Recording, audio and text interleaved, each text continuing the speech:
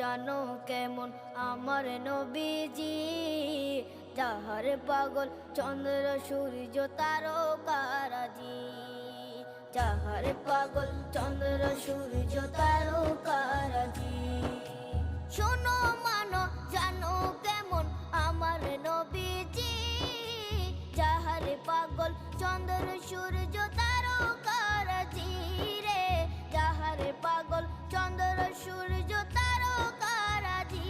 তোমরা আরো শুনবানি সুন্দর কাহিনী, আরো শুনবানি সুন্দর কাহিনী। জান্নাতের ওই রুমে রুমে লেখা নবীর নাম, জান্নাতের ওই রুমে রুমে লেখা নবীর নাম। নবী রহমতে আলম নূরে মুজাসসিম। রাখুন, এই সময় হলো দোয়া কবুলের সবচেয়ে গুরুত্বপূর্ণ সময়। 2, রাগ লাগলে শান্ত থাকুন।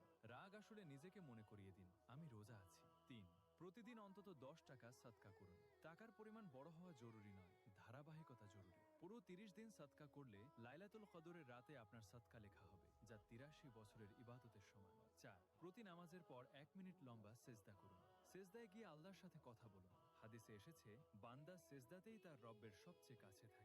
5, ঘুমানোর আগে সবাইকে ক্ষমা করে দিন।